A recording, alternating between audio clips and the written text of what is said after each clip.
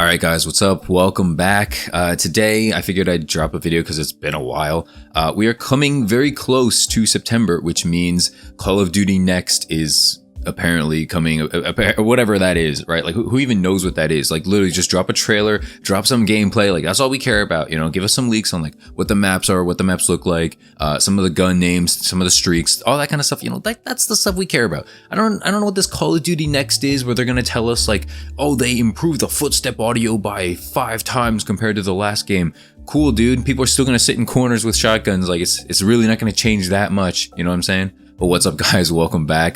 Today you're going to be watching some Ramaza gameplay here on Modern Warfare 2019. Obviously, very old gameplay. Have not touched this game in a while, at least like, you know, respawn-wise.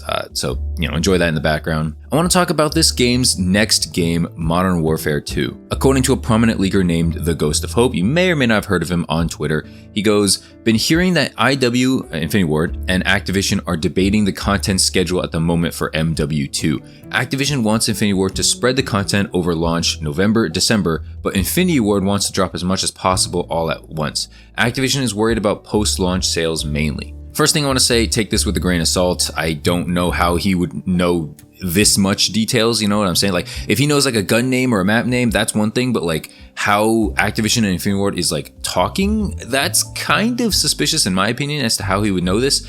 So just take that with a grain of salt. You know, this video could be pretty obsolete very quickly if this gets proven wrong. So just, you know, let's admit that. Assuming that this is true, let's talk about it, all right? So Activision wants Infinity Ward to spread the content over launch November, December. So basically Activision wants it to be kind of a slow release so that there's like always content, always stuff coming into the game. Whereas Infinity Ward, let's say they had 16 maps, they want to drop all 16 at once, and then they would have, you know, nothing until season 1. This might be a surprising take, but I actually don't hate Activision's mindset here. And I know you're going to say, what the heck? Like, what? Like, we don't want, you know, these games to be like, you know, lackluster DLC and stuff like that. Let me kind of explain my reasoning here first off, right? So Activision wants it between launch was, let's just say October, okay? Between October and December, they want like small drip fed content. Maybe they'll add shipment like 2 weeks in. Maybe they'll add another map like Shoot House another month in.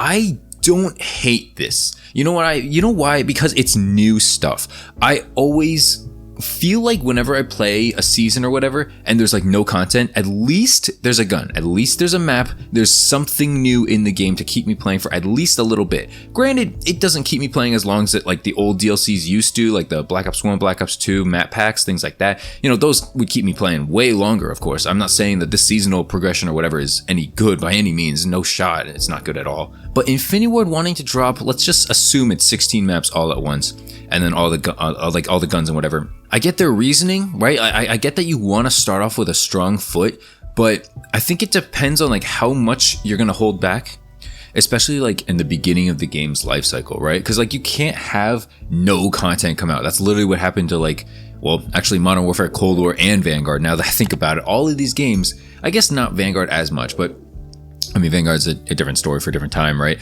Modern Warfare and Cold War, like, what were they thinking with, like, what, 9 multiplayer maps at launch or something like that? Like, absolutely ridiculous, like, terrible, like, super slow, super drip-fed.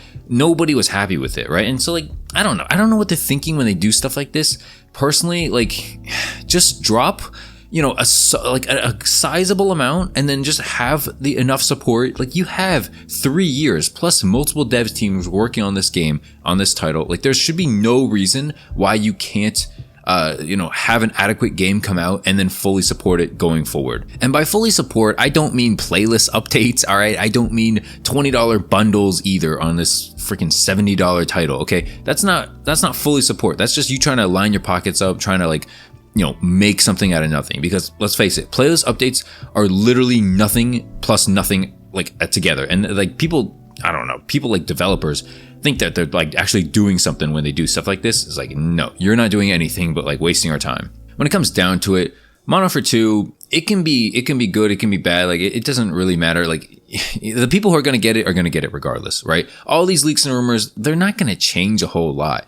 Yeah, there's nothing really that you're going to say that's going to like get someone to not get it or someone to get it, if that makes sense. You know, people kind of know this new age of Call of Duty at this point. And by new age, I mean Modern Warfare on, right? They know that the Modern Warfare series is going to look nice, it's going to sound nice, probably going to be pretty campy. They know that the Black Ops series or the Treyarch games are going to, still be adequate, but they're definitely going to be lacking. They're definitely not going to be as inspired. They're going to mess up in some stupid cases for some weird reason, for some odd reason. They just have to mess up, right? We just can't have nice things with Treyarch anymore.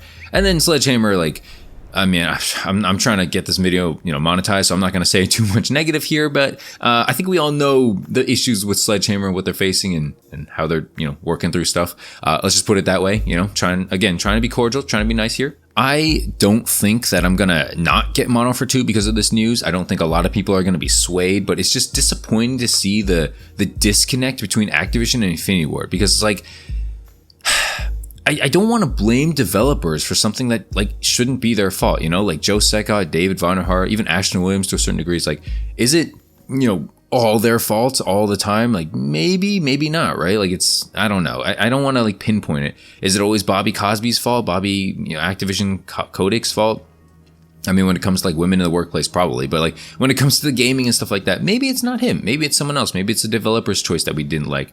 It's interesting to see the disconnect. I get why that there's a disconnect, if that makes sense, but it doesn't mean I'm on board with it. Doesn't mean I'm okay with it. But yeah, man, that's basically it for the video. I just wanted to talk about this tweet just because I think a lot of people are kind of blowing it out of proportion. I know I have kind of a spicy hot take in this video. I don't really just agree with the masses on this one, which might get me in trouble, might get me canceled, but whatever. It is what it is. Go ahead and cancel me. Channel's kind of not getting many views right now anyway, so just having fun with YouTube. It is what it is. Hopefully we come back in Modern Warfare 2 and we can actually do something. Hopefully people actually enjoy the game and don't just dip out. The way I kind of like judge based on this is because like my roommate, a couple other people I know are very casual Call of Duty fans, very casual gaming fans. And so like, if they see that I'm not even playing the game, I'm a COD fan, like casual fans are not going to play this. If COD fans are struggling to play the game, casual fans are not going to play the game. Let's just put it that way.